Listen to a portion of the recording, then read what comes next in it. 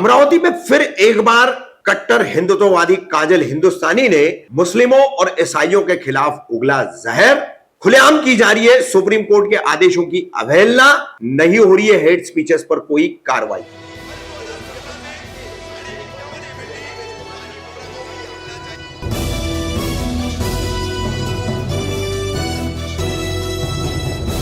Hate speech का सिलसिला पूरे भारत के कोने कोने में जारी है। जो हेट स्पीचेस के लिए विश्व हिंदू परिषद के, बजरंग दल के, सकल हिंदू समाज के, अन्य कट्टर हिंदुत्ववादी संगठन, हिंदू जन जागृति समिति, हिंदू महासभा, हिंदू राष्ट्र सेना, ऐसे जितने भी संगठन हैं, इन संगठनों के अलग अलग नेता, अलग अलग साधु, वक्ता जगह जगह पर, अलग अलग स्थानों पर, अलग अलग राज्यों में लगातार हेट स्पीचेस दे रहे हैं। लगातार सुप्रीम कोर्ट की पीठ द्वारा, बेंच द्वारा पुलिस को सुओ मोटो ऐसे हेट स्पीचेस का संज्ञान लेकर कार्रवाई करने का जो आदेश दिया गया है, उसकी खुलेआम अवहेलना की जा रही है।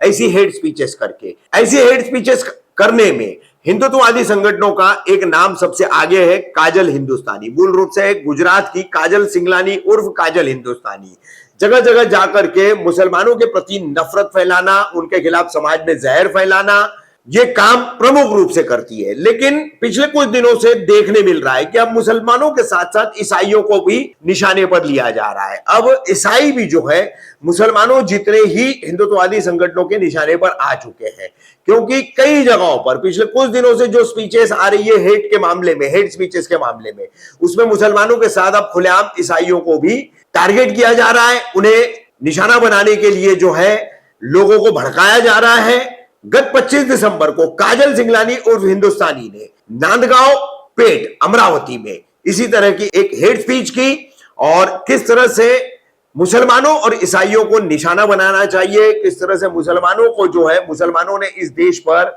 इस्लामी और ईसाई आक्रमणकारी बनकर के आकर के अपने धार्मिक स्थल भी बनाए और कब्जा भी किया, ऐसा कहकर किस तरह से लोगों में विद्वेष फैलाने का काम काजल सिंगलानी उर्फ हिंदुस्तानी द्वारा किया जा रहा है।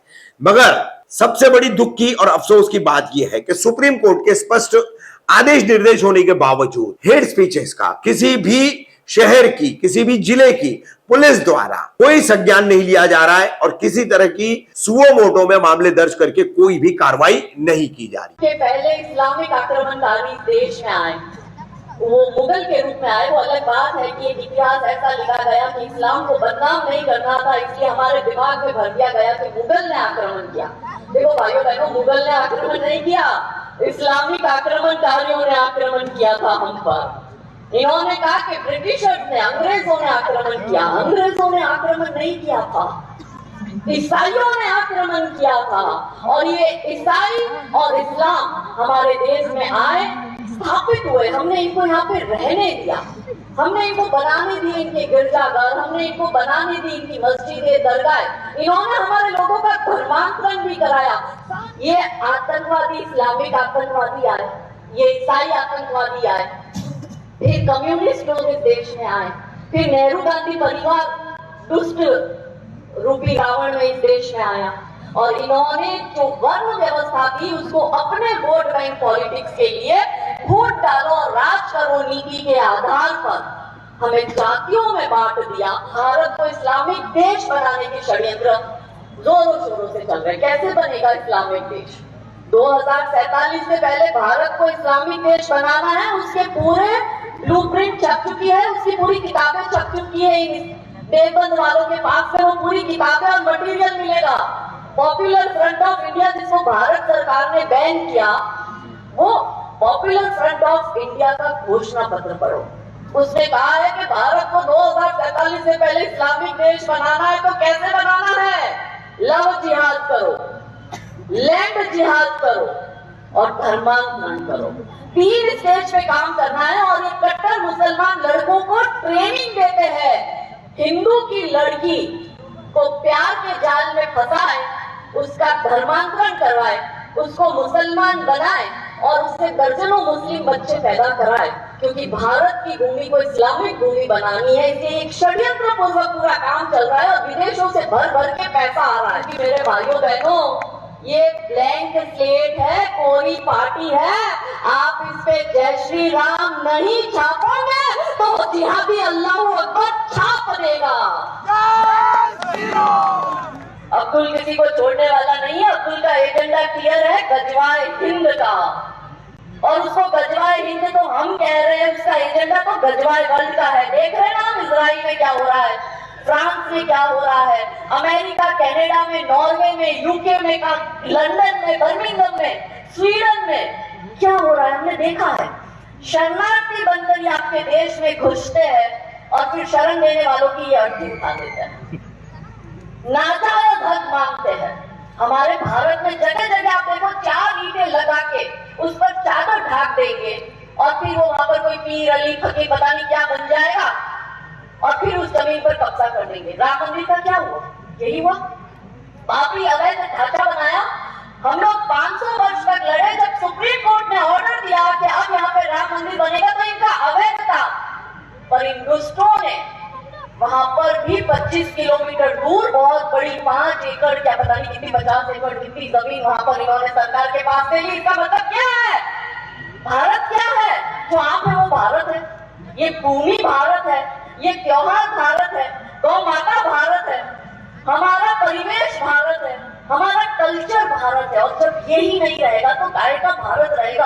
और इसी भारत को बदलने के, इस्लामिक देश बनाने का षड्यंत्र चला आ रहा है ना। वक्फ बोर्ड की आड़ में अवैध रूप से ये जमीन जिहाद कर रहे हैं। और इस देश में रेलवे और डिफेंस के बाद में आर्मी, डिफेंस वाला जो हिस्सा होता है, डिफेंस का जो आर्मी का, उनके पास और रेलवे के पास, इन दोनों को मिलाने के बाद थर्ड नंबर की सबसे ज्यादा जगह जो है इन वक्फ बोर्ड वालों के पास में। तो ऐसा है मेरे भाइयों बहनों, एक होकर जागरूक होना पड़ेगा। वो 4 ईंट जब दरगाह और मस्जिद बन जाए उससे पहले ही उपाय करो। सब मुझे कहना नहीं है मेरी बहनों, घर में वो धोखा पति को डराने के लिए ही है, कभी तो लेके बाहर निकलो। महिलाओं के सारे कानून बने हुए, ये अपना नाजायज हक मांगते हैं पत्थर लेकर हाथ में, ये अपना नाजायज हक मांगते हैं शाहीन बाग में बैठकर दिल्ली की सड़कों को चक्का जाम करके, ये अपना नाजायज हक मांग रहे हैं उत्तराखंड में रेलवे की जगह पर बैठकर। और शॉकिंग बात, अवैध बांग्लादेशी और रोहिंग्या जो इस देश के हैं नहीं, वो उत्तराखंड में रेलवे की जगह पर अवैध कब्जा कर अपना अवैध हक मांग रहे हैं। और ये हमारे भोले भाले हिंदू भाई बहन, ये खुद का जायज हक मांगने से भी डरता है। और ये देश का 100 करोड़ हिंदू जिस दिन भारत की सड़कों पर चक्का जाम करेगा, उस दिन 24 घंटे में आपको आपका हिंदू राष्ट्र मिलेगा। उस दिन 24 घंटे में आपको लव जिहाद मुक्त भारत मिलेगा। उस दिन 24 घंटे में आपको गौ हत्या मुक्त भारत मिलेगा। उस दिन 24 घंटे के अंदर आपको लैंड जिहाद मुक्त भारत मिलेगा। वो रुखसाना सुल्ताना 15-15 पैदा कर रही है मेरी बहनों, 2 तो पैदा करो, एक पर अटक जाती हो। और नहीं संबंध दूसरा बेटा तो हमारे परिषद बजरंग दल वालों को दे देना, ये तुम्हारा बड़ा करके दे देंगे बच्चा, पर पैदा तो करो। जय श्री राम। वो अब्दुल 15 कर रहा है, वो देख रहा है कि ये हिंदू अपनी बड़ी बड़ी बंगला बना रहा है, बड़ी बड़ी गाड़ियां ले रहा है, बड़ी बड़ी तिजोरियां भर भर कर पैसा कमा रहा है। वो अब्दुल जानता है कि मेरी संख्या बढ़ रही है। उसने तो अजय के परिवार में तो 3 जने, माता पिता और एक पुत्र, मैंने तो 15 की फौज खड़ी करके रखी है। वो 15 जब अजय के घर में घुसेंगे और 4 लाफे मारेंगे तो अजय को तो अपना गाड़ी बंगला सब छोड़ के जाना पड़ेगा ना। 1947 के बंटवारे में क्या हुआ? यही तो हुआ। हर एक शोभा यात्रा पर ये जिहादी पत्थरबाजी करते, शांति से एक हमारी शोभा यात्रा भारत में होने नहीं देते।